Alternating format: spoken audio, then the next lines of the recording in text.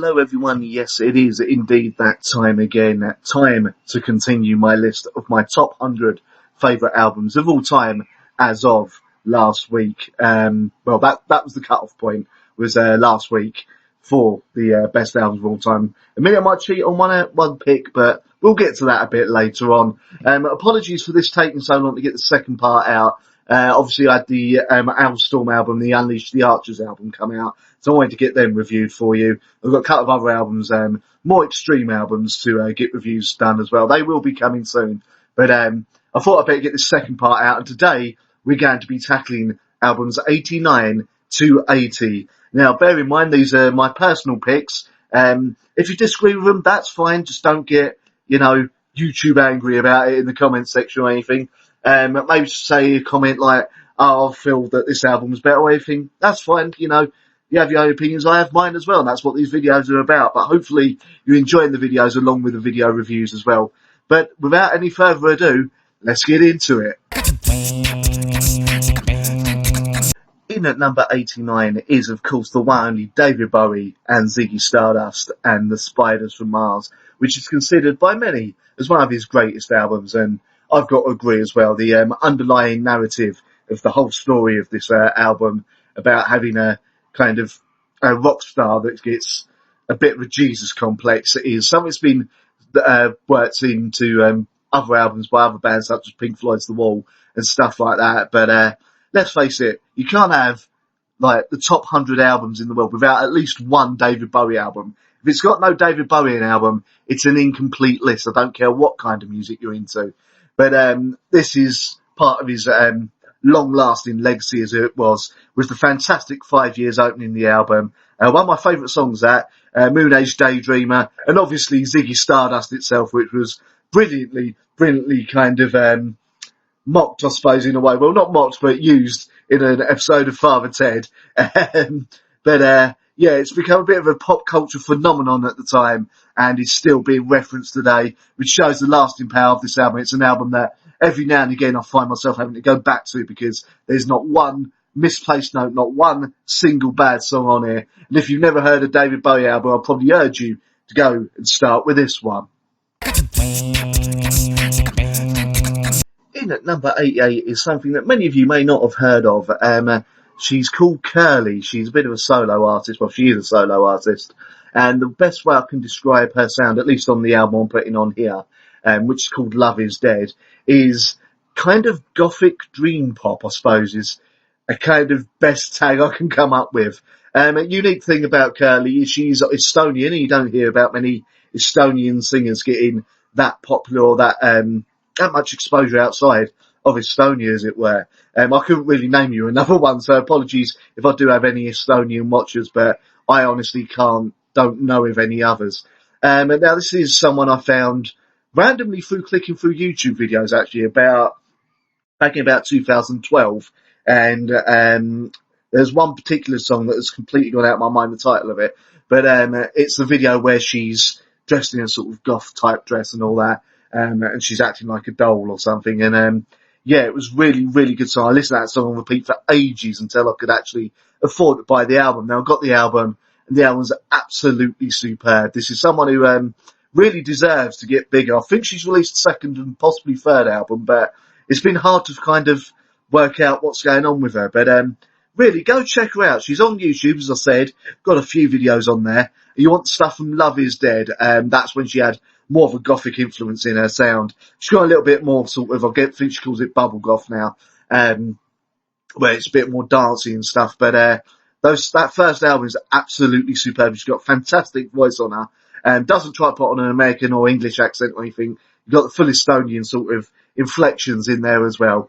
And yeah, fantastic singer. And hopefully through this video, more people will find out about her. So go check her out. In at number 88, the one only Curly, with her album, Love Is Dead. And so we come to number 87, and metal's very own Queen Bee, I'm of course talking about the one only Tarry B, with her old band, My Ruin. Well, I say old band, they're still going, but this is a band and an album that never quite got the love and praise that it deserved. The album is, of course, a prayer under pressure of Violent Anguish, which is one of the most perfect sort of encapsulations for me of everything that hardcore metal is all about. Terry B's impassioned lyrics in there and screaming, and vocals are fantastic throughout. And there's a fantastic sort of duet with Jessica from Jack Off Jill on a song called Misanthropy. Go check that out, even though Jessica has said these days she regrets doing it. Not sure what went on there. I know Terry sort of maybe went through a phase of rubbing people up the wrong way. Maybe they just couldn't deal with her being Terry B, because let's face it, she is a bit of a presence. I've had the fortunate luck to see Terry in My Ruin at the venue down the road from me called Chinnery's a few years ago, and she was absolutely superb live. I don't know why people couldn't get on with her, but apparently she rubs a few people up the wrong way. Probably just because, you know, sexism or something, I don't know. But I've always liked her. I've always liked her music. Admittedly, My Ruin went in a weird kind of hardcore meets southern rock direction a few albums after this, which took some getting used to. They're currently on hiatus. Hopefully we will have a return. But if you've never heard My Ruin, go check this out. It's one of the prototypical, I suppose, I hate using the term, but female-fronted sort of bands in metal. And trust me, this is heavier than some of your Slipknot, some of your sort of Hatebreed and all that. This is true hardcore metal. And it's got to have been a massive influence on bands like In This Moment and Butcher Babies, and even OTEP as well. So there you go. In at number 87, My Ruin with a prayer under pressure of violent anguish. In at number 86 is probably the first of a few unsigned bands that are going to be on this list. They're called One Eyed Doll. They're from Texas, and they're a two-piece. Very much like the White Stripes, except this time you've got the guy on the drums and the female fronting it and on guitar. And Kimberly Freeman is one of the future guitar stars of metal and rock. She is absolutely amazing. She's a fantastic guitarist and fantastic vocalist. Now, many of you may know One Eyed Doll from doing tours with Psychosin or from their song Be My Friend.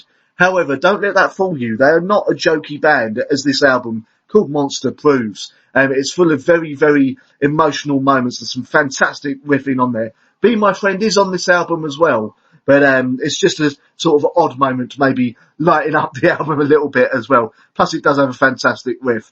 But all in all, this is a band that hopefully will get signed by a bigger label soon and be able to actually hit the UK at last. That would be nice, because they've never been able to tour outside of their own country due to, obviously, money situation. But yeah, this is a band that everyone deserves to go hear. So go check them out. One Eyed Doll and Monster in at number 86. Sorry, I almost forgot what number I was on then.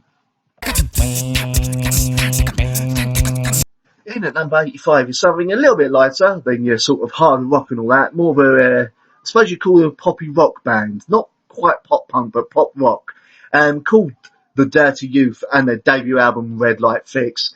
Now, I found this band a few years ago. Again, random YouTube search it was, and fell in love with the songs I heard. Then got hold of the album, absolutely superb, blows everything out of the water from that year, in the kind of more commercial rock phases, as it were. They're a band from Wales. They have a fantastic lead singer in Danny as well, Danny Monroe, and I've had the pleasure of seeing them live.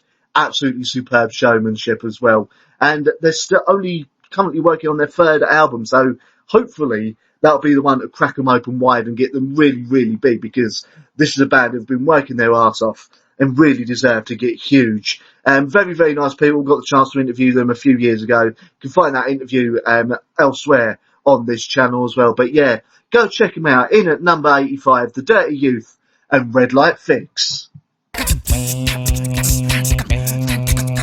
In at number 84 on the top 100 albums for myself is an album that kind of informed quite a lot of my life in the early 2000s, during the nu metal boom. Now, I was a big nu metal fan, but part of the reason, what that led to as well, was me finding other music and getting a bit more hip hop and rap.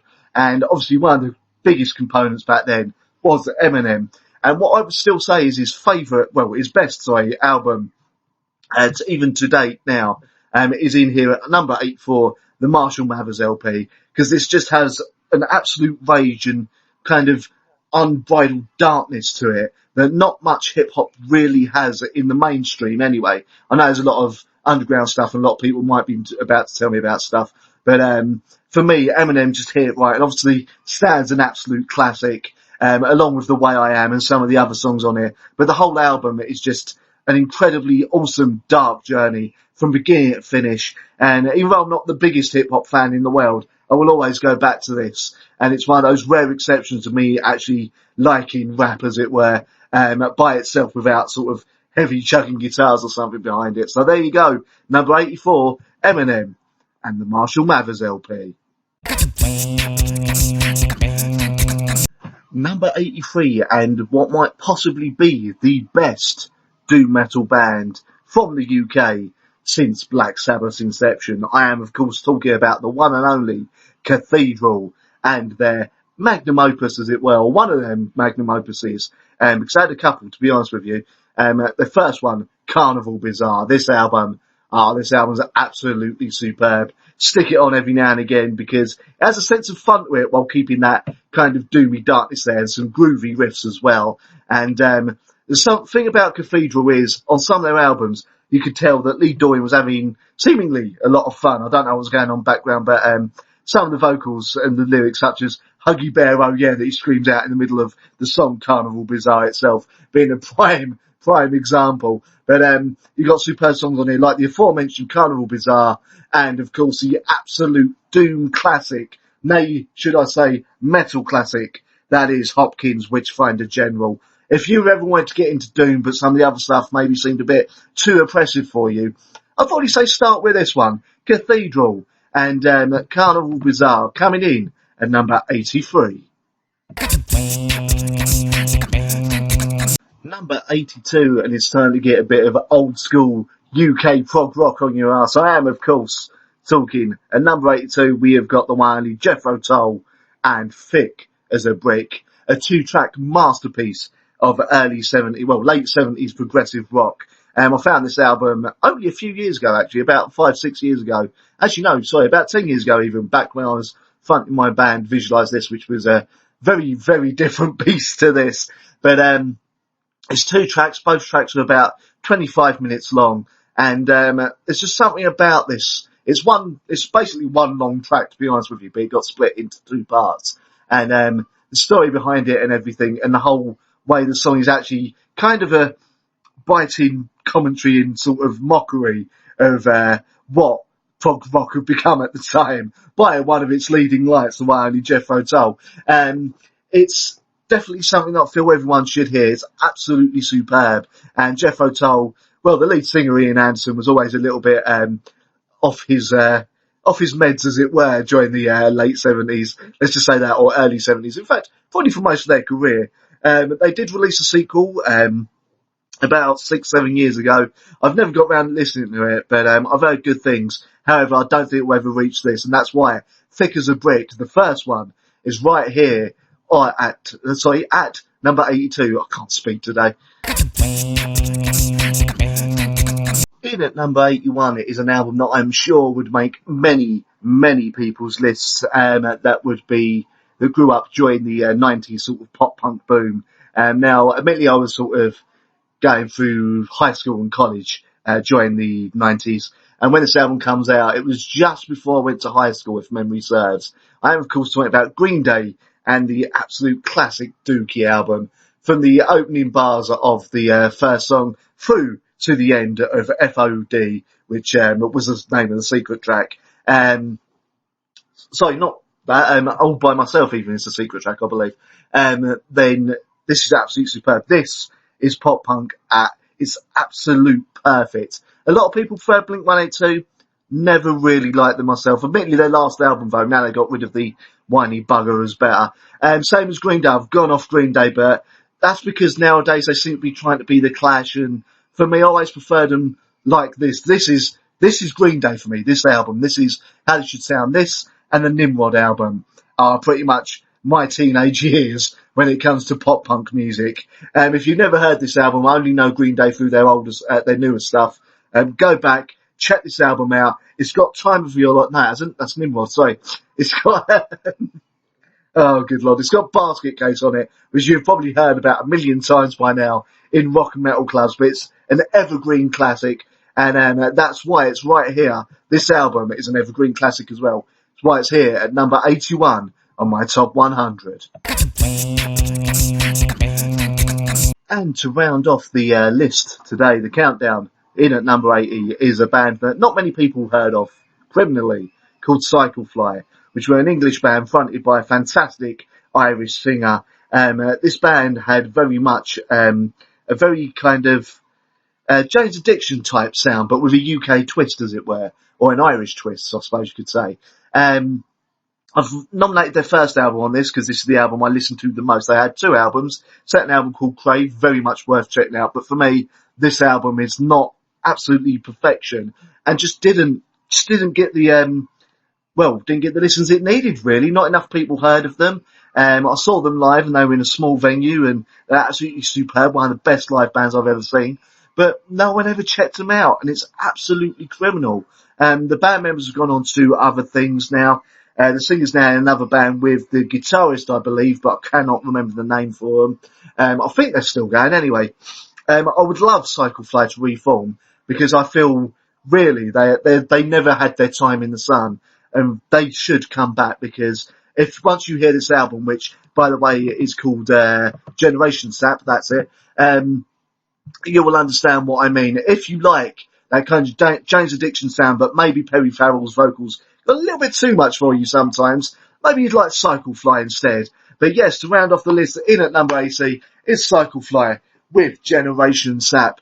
There we go, ladies and gentlemen. That is numbers 89 to 80 of this list. I shall be back soon with numbers 79 to 70.